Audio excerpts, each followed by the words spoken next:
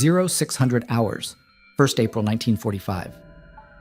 Lieutenant Commander Jack McRae crouches in the coral sand at Blue Beach 2, 26 degrees 23 minutes north, 127 degrees 44 minutes east, watching his Seabees wade through knee-deep surf toward the abandoned Japanese airfield at Yontan. The salt spray stings his eyes as he counts the steel mats being hauled off the LST, each one weighing 66 pounds, 10 feet long by 15 inches wide, designed to lock together into something the Navy brass still calls experimental. Behind him, Caterpillar D8 bulldozers idle in the landing craft, their diesel engines coughing black smoke into the dawn air, waiting for the beach gradient to be surveyed, waiting for the coral to be tested, waiting for McRae to prove that what every construction manual said took 4 weeks could be done in 4 days. The airfield stretches before them like a broken promise, 7,000 feet of cracked coral runway with bomb craters pocking the surface like smallpox scars. Japanese Zero fighters sit abandoned near the tower, their aluminum skin warped by American naval gunfire, fuel lines severed and leaking aviation gas into the tropical soil.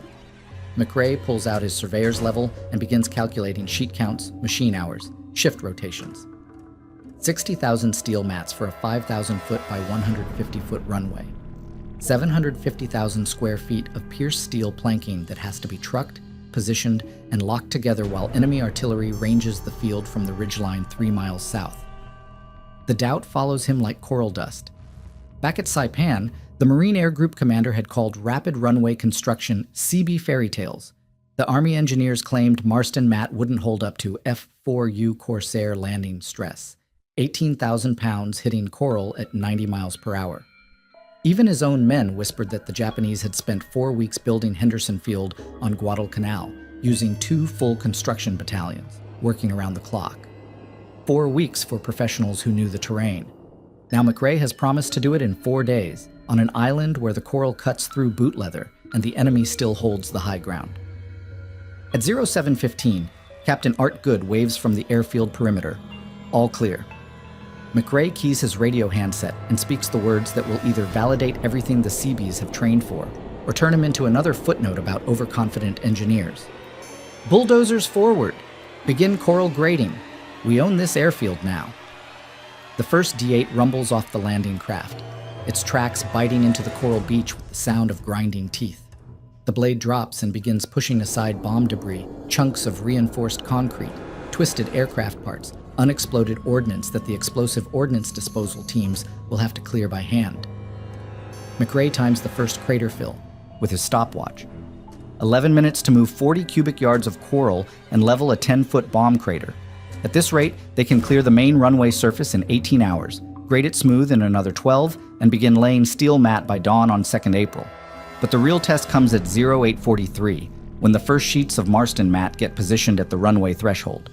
2 CBs lock the interlocking flanges together, the pierced steel clicking into place with mechanical precision. McRae kneels and examines the connection, solid, flush, designed to distribute aircraft weight across the coral substrate.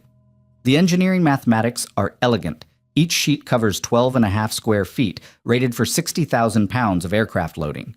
Lock them together properly, and they become something unprecedented in military engineering, an instant runway that can be deployed faster than the enemy can react to stop it. At 1300 hours, the Japanese artillery finds their range. The first shell lands 200 yards short of the runway, sending coral fragments whistling through the air like shrapnel. McRae doesn't look up from his steel mat calculations.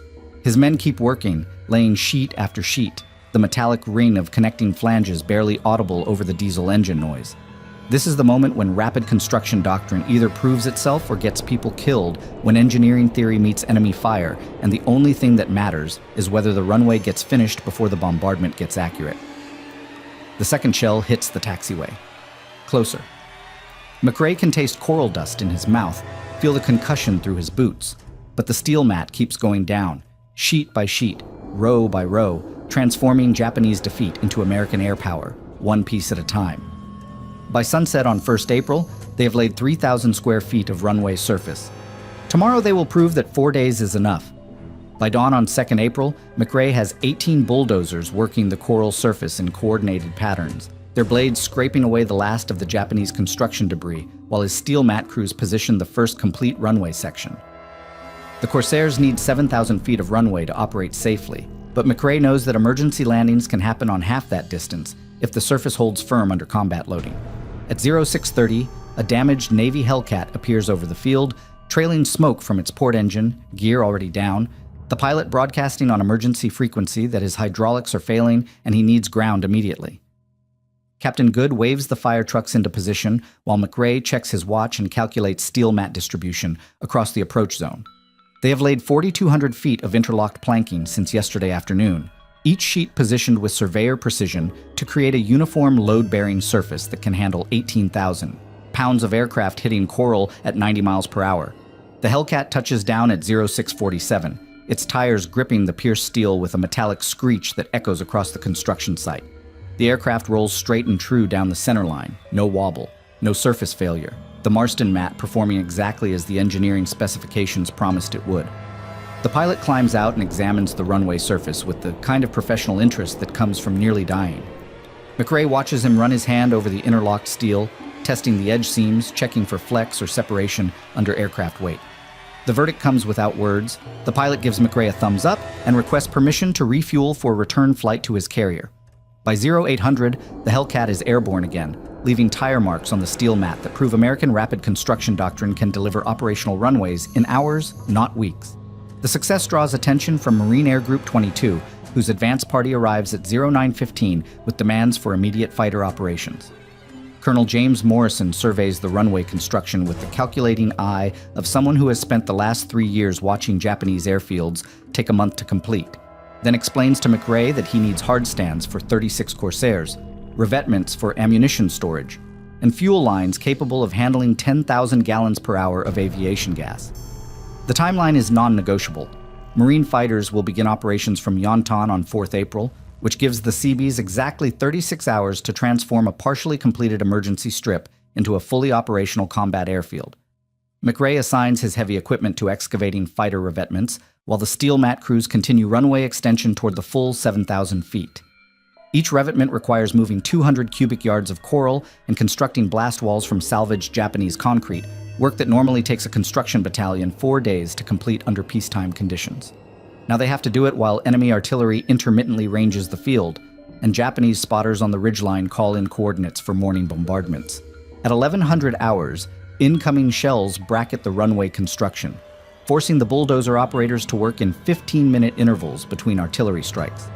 The logistics nightmare compounds as LSTs beach themselves on the coral reef to unload construction materials directly onto the shoreline.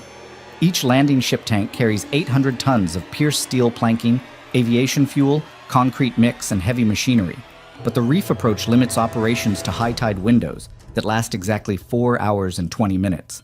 McRae coordinates the beach unloading with tidal charts and construction schedules, timing the arrival of critical materials to match the runway laying sequence that will put fighters in the air by 4th April deadline. His steel mat crews work through the night of 2nd April, positioning sheets by floodlight while Marine sentries patrol the perimeter against Japanese infiltration attempts. The interlocking flanges click together with mechanical precision, each connection tested for load-bearing integrity before the next row begins. By midnight, they have completed 5,800 feet of runway surface, enough for full Corsair operations, but McRae pushes for the complete 7,000 feet because he knows that combat loading will stress the steel mat beyond normal specifications. At 0300 on 3rd April, Japanese artillery opens up with concentrated fire on the runway construction. The shells walk across the work site in methodical patterns, targeting the floodlights first, then the heavy equipment, then the completed runway sections. McRae watches from the command bunker as high explosive rounds detonate among his steel mat crews, sending fragments of pierced planking spinning through the darkness like steel confetti. When the bombardment lifts at 0415, he counts 12 casualties and assesses damage to the runway surface. The Marston mat has held. Individual sheets show fragment damage, but the interlock connections remain solid, the load-bearing integrity intact. Daylight on 3rd April reveals the full scope of what the Seabees have accomplished in 72 hours. 7,000 feet of operational runway stretches across the Coral Airfield, flanked by 36 fighter revetments, fuel storage tanks, ammunition bunkers, and maintenance shops constructed from salvaged Japanese materials. Marine ground crews arrive at 0700 to begin pre-flight inspections on the first Corsairs. their blue-gray wings folding and unfolding as aircraft handlers position them on the steel mat hardstands. At 0830, Colonel Morrison conducts the operational readiness inspection that will determine whether Yontan can support combat missions. He examines the runway surface, tests the fuel distribution system, inspects the ammunition storage facilities, and reviews the aircraft parking arrangements. The inspection takes 47 minutes. At 0917, Morrison declares Yontan Airfield operational for fighter aircraft operations, effective immediately. The first combat mission launches at 1000 hours on 4th April. 12 Corsairs taking off from steel mat runway that existed only as scattered sheets of pierced planking 96 hours earlier. McRae watches from the control tower as the fighters taxi out, their Pratt Whitney engines thundering across the coral surface, their propellers biting into the tropical air as they lift off toward Japanese positions in the southern hills. The engineering doctrine has proven itself. American industrial capacity, logistics planning, and construction expertise have delivered an operational combat airfield in exactly 4 days, validating everything the Seabees claimed they could accomplish when the Marine Corps gave them the mission. But as the Corsairs disappear over the ridgeline, McRae realizes that building the airfield was only half the challenge. Now they have to defend it. The Corsairs return at 1400 hours on 10th April with battle damage and ammunition expended, their wing guns empty after strafing Japanese positions in the hills south of Naha. First Lieutenant Maynard Carter Kelly watches from the control tower as the fighters circle Yontan for landing approach, counting holes in their aluminum skin, noting the aircraft that trail smoke or fly with gear, extended to compensate for hydraulic failures. 12 aircraft launched this morning, 11 return. The math of aerial combat reduces itself to simple arithmetic that Kelly records in the tower log with mechanical precision. But the larger calculation involves runway capacity, fuel consumption, and maintenance turnaround times that determine how many sorties Marine Air Group 22 can sustain against Japanese defensive positions. Captain Good supervises the aircraft recovery operations from the runway threshold, directing damaged Corsairs to hard stands where Marine mechanics can assess structural integrity and weapon systems functionality. Each fighter requires 200 gallons of aviation fuel, 600 rounds of 50 caliber ammunition, and complete pre-flight inspection before the next mission. The logistics chain stretches back to the Coral Beach where LSTs continue unloading fuel trucks and ammunition trailers, their cargoes measured in thousands of gallons and tens of thousands of rounds that disappear into aircraft bellies at rates that would have bankrupted smaller wars. Good calculates consumption against delivery schedules, factoring weather delays and enemy artillery strikes that periodically force suspension of beach operations when Japanese observers direct fire onto the unloading zones. By 15th April, Yontan supports continuous fighter operations with aircraft launching every 30 minutes throughout daylight hours. Their mission profiles ranging from close air support for Marine ground units to long-range reconnaissance flights over Japanese airfields on Kyushu. The steel mat runway handles Corsair operations without surface degradation, each landing and takeoff cycle stressing the interlocked planking within design parameters that allow 60,000 pounds of aircraft weight distributed across wheels and tailhook assemblies. Kelly times the landing intervals from the control tower, coordinating approach patterns with radar operators who track incoming flights against the backdrop of Japanese kamikaze raids that appear on scope as unidentified contacts approaching from multiple vectors. McRae expands the airfield infrastructure to accommodate the operational tempo, his construction crews working around flight schedules to build additional revetments, extend taxiways, and install hardened fuel storage facilities that can survive artillery bombardment. The fuel farm grows to accommodate 50,000 gallons of aviation gas stored in underground tanks connected by buried pipelines that feed aircraft directly at hard stand locations. Each installation requires excavating coral substrate to depths of 8 feet, laying concrete foundation slabs, and connecting electrical systems for fuel pump operations that can transfer 200 gallons per minute through grounded hoses designed to prevent static electricity. Ignition during fuel handling procedures. The ammunition storage expansion proves more complex, requiring blast-resistant bunkers constructed from reinforced concrete and positioned at safe distances from aircraft parking areas and fuel storage facilities. Marine ordnance specialists specify separation distances based on explosive yield calculations and fragment dispersion patterns, creating a layout that minimizes sympathetic detonation risks while maintaining efficient ammunition delivery to aircraft loading points. Each bunker holds 10,000 pounds of ordnance, from 50 caliber machine gun ammunition to 500-pound general-purpose bombs, The inventory managed through requisition systems that track consumption rates against resupply schedules coordinated with fleet logistics operations. Japanese artillery continues intermittent harassment of the airfield, with enemy observers on Hill 95 directing fire onto runway operations and fuel storage areas. The shelling follows predictable patterns timed to disrupt aircraft launch and recovery cycles, forcing suspension of flight operations during bombardment periods that last 15 to 20 minutes. Kelly coordinates with Marine artillery units to suppress enemy observation posts, calling in counter-battery fire on suspected Japanese gun positions, while maintaining continuous air traffic control operations that route incoming aircraft around active artillery zones. The psychological impact of sustained operations becomes evident in aircrew performance metrics and maintenance efficiency ratings that Kelly documents in his daily reports. Pilots average 4 combat sorties per day, with turnaround times compressed to minimum fuel and ammunition loading intervals. Their fatigue levels managed through rotation schedules that balance operational requirements against crew rest mandates. Maintenance crews work 12-hour shifts to keep aircraft mission ready, their effectiveness measured by aircraft availability rates that must remain above 80% to sustain the operational tempo demanded by Marine ground commanders fighting Japanese defensive positions in the southern sectors of Okinawa. Weather introduces additional complications as spring rain systems move across Okinawa, creating surface water drainage problems on the steel mat runway and reducing visibility for aircraft operations. McRae installs drainage systems around the runway perimeter, using salvaged Japanese concrete pipes to channel runoff away from aircraft operating surfaces while maintaining the load-bearing integrity of the coral substrate beneath the Marston mat installation.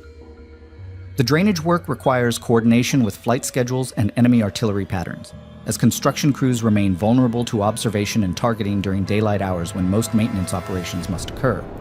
By 20th April, Yontan processes over 200 aircraft operations daily, including Marine fighters, Navy dive bombers, and Army Air Force reconnaissance aircraft that use the field for refueling and rearming during extended missions over Japanese-held territory. The operational capacity validates every assumption about rapid airfield construction and demonstrates the strategic value of forward air bases that can be established within days of amphibious assault operations. Kelly watches the constant stream of aircraft operations from his tower position, timing launch intervals and coordinating recovery patterns with the mechanical precision of someone who has learned to measure success in sorties flown and ordnance delivered rather than territory captured or casualties inflicted. But the steady rhythm of operations conceals growing Japanese awareness of American construction capabilities and their determination to deny the airfield through methods that conventional artillery bombardment cannot accomplish.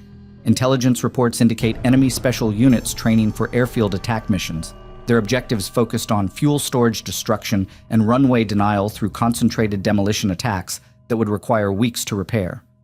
The reports reach Kelly through Marine intelligence channels that track Japanese radio intercepts and prisoner interrogation summaries, building a picture of enemy planning that targets the airfield infrastructure as a strategic objective worthy of significant resource commitment.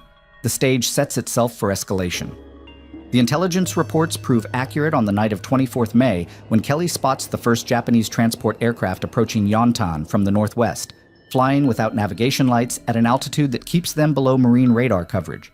From his position in the control tower, he watches the twin-engine bombers, Kai-21 Sally aircraft, according to the silhouette charts, circle the airfield at 500 feet while their crews assess the runway layout and fuel storage locations. The aircraft carry no bombs. They carry something worse. At 23:47 hours, the first Sally crashes deliberately into the coral runway 50 yards from the fuel farm, its fuselage splitting open to disgorge 12 Japanese commandos who immediately begin firing automatic weapons at Marine sentries positioned around the perimeter. Kelly grabs his signal lamp and begins directing defensive fire from Marine positions scattered across the airfield, his light beam cutting through the darkness to coordinate machine gun crews who struggle to identify targets among the aircraft revetments and fuel storage areas where the enemy has taken cover. The commandos move with professional precision, their movements indicating specialized training in airfield assault techniques designed to maximize destruction of aviation fuel and aircraft assets. The second Sally crashes near the ammunition bunkers at 23:51, depositing another squad of enemy soldiers who carry satchel charges and demolition equipment specifically configured for destroying hardened structures. Kelly counts muzzle flashes from Japanese positions and realizes that Major Okuyama has inserted approximately 40 commandos onto the airfield through suicide transport missions, that traded aircraft and aircrew lives for the tactical advantage of penetrating American defensive positions without detection. The enemy soldiers spread across the facility with predetermined objectives, their actions coordinated through hand signals and predetermined timing that suggests extensive rehearsal and detailed intelligence preparation. Marine Sergeant Tony Marquez leads the immediate response from his position near the operations bunker, deploying his squad in fire teams that advance through the aircraft revetments while maintaining fields of fire designed to prevent Japanese escape routes toward the fuel storage areas. The night fighting degenerates into close-quarters combat among parked Corsairs and maintenance equipment, with both sides using aircraft structures for cover while engaging targets at ranges of 20 to 50 yards. Marquez directs his men through radio communications that compete with explosions and automatic weapons fire, his voice steady despite the chaos that threatens to overwhelm coordinated defensive operations. At midnight exactly, the Japanese achieve their primary objective when satchel charges detonate against fuel storage tank number 3, igniting 70,000 gallons of aviation gas in a fireball that rises 200 feet above the coral surface and illuminates the entire airfield in orange light that renders night vision equipment useless. The explosion creates a pressure wave that shatters aircraft canopies and buckles steel mat sections, while burning fuel spreads across drainage ditches toward additional storage facilities that contain enough aviation gas to destroy the entire fuel farm. Kelly coordinates fire suppression efforts through his radio while directing Marine riflemen toward Japanese positions that become visible in the firelight. The fuel fire attracts Japanese artillery from Hill 95, whose observers direct concentrated bombardment onto the burning storage areas in an effort to spread the destruction to undamaged fuel tanks and ammunition bunkers. High explosive shells detonate among the fire suppression crews, forcing suspension of firefighting operations, while Marine artillery units attempt counter-battery fire against enemy gun positions that remain concealed in cave systems carved into the coral ridgeline. The artillery duel continues for 37 minutes, while aviation fuel burns uncontrolled and Japanese commandos maintain defensive positions among the aircraft revetments. CB Petty Officer First Class Robert Chen leads damage control efforts in the fuel storage area, his crew using portable pumps and foam generators to create fire breaks around undamaged storage tanks, while Marine riflemen provide security against Japanese infiltration attempts. Chen calculates fuel loss rates against remaining aviation gas supplies, determining that current consumption will exhaust aircraft fuel reserves within 72 hours, unless the fire can be controlled and fuel deliveries resumed from beach supply operations. His damage assessment reports reach Kelly through field telephone communications that function despite Japanese attempts to cut communication lines connecting the control tower with defensive positions. The commando raid achieves secondary objectives when demolition charges destroy 18 Corsairs parked in revetments near the fuel storage area, their aluminum structures collapsing under explosive pressure that fragments engine blocks and propeller assemblies beyond repair capability. Additional charges damage 20 aircraft with blast effects and shrapnel that require extensive maintenance work before return to operational status, effectively reducing Marine Air Group 22 combat capability by 60% for an estimated period of 10 days. Kelly documents the aircraft losses in his log while coordinating medical evacuation for wounded Marines and organizing security sweeps to eliminate remaining Japanese positions. The firefight continues until 03:15, when the last Japanese commando position is eliminated near Ammunition Bunker 7, ending a raid that cost the enemy 43 killed in action, while inflicting significant damage on American airfield operations and fuel storage capacity. Kelly surveys the destruction from his tower position as dawn breaks over Yontan, counting aircraft losses and assessing runway damage that includes crater holes in the steel mat surface and structural damage to fuel distribution systems that will require extensive repair work before normal operations can resume. McRae arrives at 0600 to conduct damage assessment and coordinate repair operations, his construction crews already positioning steel mat sections to cover crater damage, while fuel system technicians begin pressure testing pipelines and storage tank connections. The repair timeline extends to 48 hours for runway operations and 72 hours for full fuel system restoration, delays that will force suspension of combat missions during the critical period when Marine ground forces require maximum air support for their advance toward Naha. The engineering challenge involves not only repairing physical damage, but restoring operational confidence in airfield security measures that failed to prevent enemy penetration of defensive perimeters. Captain Good coordinates aircraft salvage operations, directing maintenance crews to assess damaged Corsairs for parts recovery and determining which aircraft can be restored to operational status through repair work versus complete replacement. The salvage operation yields usable engines, propellers, and avionics equipment that can be installed in replacement aircraft, but the overall aircraft availability rate remains below mission requirements until new Corsairs arrive from fleet replacement sources. The logistical implications extend beyond immediate repair work, to include revised maintenance schedules and aircrew assignments that must accommodate reduced aircraft availability during the reconstruction period. By 0800 on 25th May, Yantan resumes limited flight operations using undamaged runway sections and emergency fuel supplies trucked from beach storage areas. The first combat mission launches at 0930 with reduced aircraft numbers and modified fuel loads that limit range and payload capacity. But the symbolic importance of maintaining operations demonstrates American resilience and engineering capability despite enemy success in penetrating airfield defenses.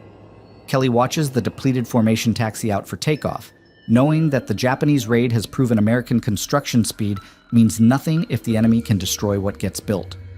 The real test begins now. 350 miles northeast of Yantan, Lieutenant General Mitsuru Ushijima receives Major Okuyama's after-action report in his cave headquarters beneath Shuri Castle. The document detailing fuel destruction and aircraft damage achieved during the airfield raid, while acknowledging the complete loss of the Jiretsu Kuteitai assault force.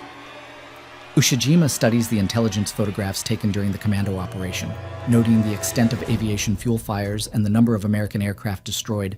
But the strategic assessment reveals a disturbing pattern that contradicts fundamental assumptions about enemy construction capabilities and operational resilience. The photographs show American repair crews working on the damaged runway sections within hours of the raid's conclusion, their activities coordinated through what appears to be pre-planned damage control procedures rather than improvised emergency responses. Ushijima recognizes the implications immediately. The enemy has developed construction doctrines specifically designed to accommodate battle damage and maintain operational capability despite successful attacks on airfield infrastructure. The speed of American repair operations suggests engineering capabilities that exceed Japanese estimates by factors that render conventional airfield denial tactics ineffective against determined reconstruction efforts. Intelligence reports from Japanese observers on Hill 95 confirmed that Yantan resumed limited flight operations 12 hours after the commando raid, with full operational capacity restored within 72 hours through round-the-clock repair work that replaced damaged fuel systems and aircraft faster than Japanese forces could organize follow-up attacks. The observer reports document American supply operations that deliver construction materials, replacement aircraft, and aviation fuel at rates that compensate for combat losses while maintaining operational tempo against Japanese defensive positions throughout southern Okinawa. Colonel Hiromichi Yahara, Ushijima's operations officer, calculates the resource expenditure required to sustain such rapid reconstruction capabilities. His analysis revealing American logistical capacity that operates on industrial scales previously associated only with mainland production facilities rather than forward combat operations.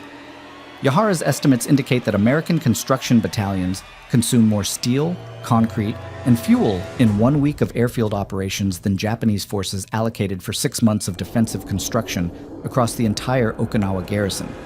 The numerical disparity suggests fundamental differences in strategic approach that place Japanese forces at systematic disadvantage, regardless of tactical successes achieved through individual operations.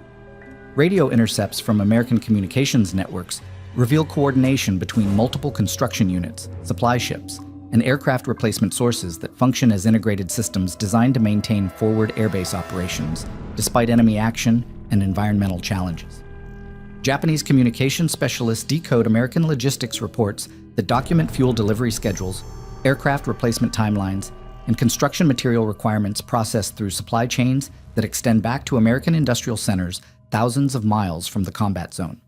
The intercepts demonstrate organizational capability that Japanese planners failed to anticipate when developing Okinawa's defensive strategy. Ushijima examines aerial reconnaissance photographs of Henderson Field from the Guadalcanal campaign, comparing Japanese construction timelines from 1942 with current American performance at Yantan.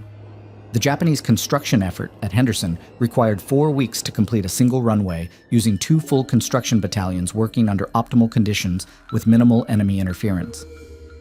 American forces completed comparable construction at Yantan in 4 days, while under artillery fire and with damaged base infrastructure, demonstrating construction capability that exceeds Japanese performance by factors of 7 to 1 in time efficiency and resource utilization.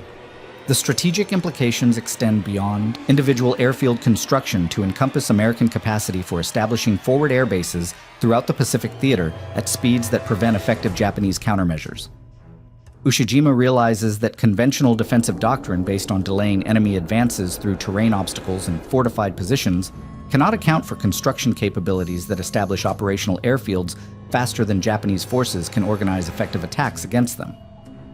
The enemy's engineering advantage transforms tactical victories into strategic defeats by restoring operational capability before Japanese forces can exploit temporary disruptions.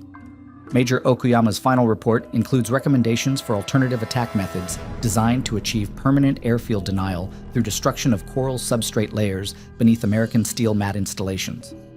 The proposed operations require specialized demolition equipment and engineering expertise that Japanese forces lack, while the delivery methods involve suicide aircraft missions, similar to kamikaze attacks but focused on infrastructure destruction rather than ship targets. Okuyama estimates that such operations would require 20 to 30 aircraft per attack to achieve runway damage beyond American repair capability, resource commitments that exceed available Japanese air assets on Okinawa.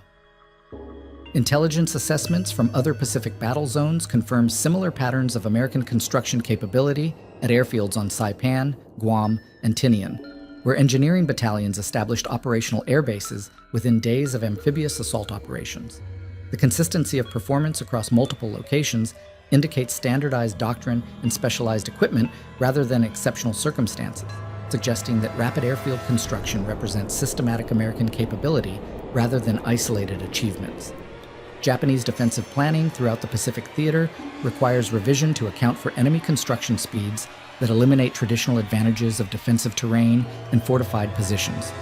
Yahara presents alternative strategic options to Ushijima, including concentrated kamikaze attacks against American shipping to disrupt supply lines that support rapid construction operations, but the resource requirements exceed available Japanese aircraft and pilot reserves. Other alternatives involve ground attacks against American construction units during vulnerable phases of airfield preparation, but such operations require infantry strength that Japanese forces cannot spare from defensive positions without compromising the overall battle for Okinawa. The strategic choices reduced to accepting American airfield superiority or committing resources that would guarantee defeat in other sectors. By early June, American airfield construction at Yontan has expanded to support heavy bomber operations, with runway extensions that accommodate B-29, superfortresses capable of reaching Japanese home islands with 1,000-pound bomb loads. Ushijima watches American construction progress from his cave positions, counting bulldozers and steel mat sections that transform captured Japanese positions into forward bases for strategic bombing campaigns against industrial targets throughout Japan. The construction timeline continues to operate faster than Japanese ability to organize effective countermeasures. The final intelligence reports reaching Ushijima document American airfield construction activities at Kadena, Ieshima, and other locations across Okinawa, creating an integrated airbase network that supports over 300 combat aircraft within 50 miles of Japanese defensive positions. The construction pattern demonstrates American intention to establish permanent forward air presence rather than temporary tactical advantage, with infrastructure investments that anticipate extended operations against Japanese home islands. The enemy's construction doctrine has evolved beyond tactical engineering to strategic preparation for invasion operations. Ushijima issues his final assessment to Imperial General Headquarters on 15th June, recommending revision of Pacific defensive strategy to account for American construction capabilities that render traditional airfield denial tactics ineffective. His report acknowledges that Japanese assumptions about enemy engineering limitations proved incorrect, with consequences that extend beyond the Okinawa battle to encompass fundamental strategic disadvantage in any future operations against American amphibious forces supported by rapid airfield construction doctrine. The paradigm shift completes itself. Japanese defensive strategy, based on assumptions about American construction limitations, collapses under the weight of engineering capability that exceeds every estimate. The enemy builds faster than Japan can destroy. The silence arrives on 22nd June, when Japanese artillery falls quiet for the first time since 1st April, the guns on Hill 95 ceasing their harassment of Yontan as Lieutenant General Ushijima's final radio transmission reaches Imperial General Headquarters before the cave systems beneath Shuri Castle collapse under American bombardment. Kelly monitors the radio frequencies from his control tower position, noting the absence of enemy communications that have provided constant background chatter throughout the 82-day battle for Okinawa. The quiet carries weight that exceeds the tactical significance of silenced guns. It represents the collapse of defensive doctrine that assumed American construction capabilities could be contained through conventional warfare. McRae conducts his final damage assessment of the Yontan construction project on 24th June, surveying airfield infrastructure that now encompasses 4 complete runways, totaling 28,000 feet of operational surface. Fuel, storage facilities capable of handling 200,000 gallons of aviation gas, and maintenance hangars that support 300 combat aircraft operating from coral surfaces that existed as bomb-damaged Japanese strips 75 days earlier. His construction logs document material consumption that includes 120,000 steel mat sections, 50,000 cubic yards of coral fill, and 40,000 tons of concrete used to create hardened structures designed to withstand artillery bombardment and kamikaze attacks. The statistics tell the story that Japanese planners failed to anticipate when designing Okinawa's defensive strategy. American construction doctrine, supported by industrial capacity and logistics organization, delivered operational airfields at speeds that rendered traditional airfield denial tactics ineffective regardless of tactical success achieved through individual attacks. McRae's engineering reports document construction rates that average 1,800 linear feet of runway completed per day under combat conditions, performance levels that exceed peacetime construction standards, while maintaining structural integrity sufficient to support heavy bomber operations against Japanese home islands. Captain Good compiles the final aircraft operations summary for the Okinawa campaign, recording 43,000 combat sorties flown from Yontan between 4th April and 22nd June, with mission profiles ranging from close air support for Marine ground units to long-range bombing attacks against Japanese shipping and industrial targets throughout the Western Pacific. The sortie totals represent operational capability that depended entirely on rapid airfield construction and maintenance operations that sustained aircraft availability rates above 80% despite enemy action and environmental challenges that included typhoon damage and prolonged artillery bombardment. Kelly receives confirmation of his Navy Cross recommendation on 25th of June, the citation acknowledging his actions during the Japanese commando raid and his role in coordinating airfield defensive operations throughout the campaign. The award recognizes individual heroism, but Kelly understands that the larger significance lies in organizational capability that enabled construction, operation, and defense of forward air bases under conditions that would have prevented such operations in earlier Pacific campaigns. The engineering achievement at Yontan validates doctrine that transforms captured territory into operational air bases faster than enemy forces can organize effective countermeasures. The final intelligence assessments reaching American commanders document Japanese reaction to construction capabilities demonstrated at Yontan and other Okinawa airfields, including radio intercepts that reveal enemy acknowledgement of fundamental miscalculations about American engineering capacity and operational doctrine. Japanese communication specialists decode enemy transmissions that discuss revision of Pacific defensive strategy to account for construction speeds that eliminate traditional advantages of defensive terrain and fortified positions. The intercepts confirm that American engineering performance exceeded Japanese estimates by factors that render conventional defensive planning obsolete. Replacement aircraft arrive at Yontan throughout late June, their numbers sufficient to restore Marine Air Group 22 to full operational strength, while providing reserves for anticipated operations against Japanese home islands. The aircraft replacement system demonstrates logistical capability that extends from American industrial centers to forward combat airfields through supply chains that operate independently of tactical success or failure in individual engagements. Japanese forces proved capable of destroying American aircraft and fuel supplies, but could not disrupt the replacement systems that restored operational capability faster than enemy attacks could degrade it. By 30th June, Yontan supports B-29 Superfortress operations against Japanese industrial targets, with runway extensions that accommodate aircraft weights exceeding 60,000 pounds and fuel loads sufficient for round-trip missions to targets throughout the Japanese home islands. The heavy bomber operations represent strategic capability that depends on engineering achievements that transformed captured airfields into forward bases for strategic bombing campaigns within weeks of amphibious assault operations. The construction timeline demonstrates integration between tactical engineering and strategic air operations that Japanese planners failed to anticipate. McRae documents lessons learned from the Yontan construction project in reports that will influence airfield engineering doctrine throughout the Pacific Theater and future amphibious operations. His recommendations emphasize standardized construction procedures, specialized equipment requirements, and organizational structures that enable rapid airfield development under combat conditions. The technical specifications include detailed analyses of Marston mat performance under various loading conditions, fuel system design criteria for forward air bases, and construction material requirements for different soil conditions and climate environments. The engineering achievement extends beyond individual airfield construction to encompass systematic capability for establishing forward air presence wherever American amphibious forces achieve tactical success.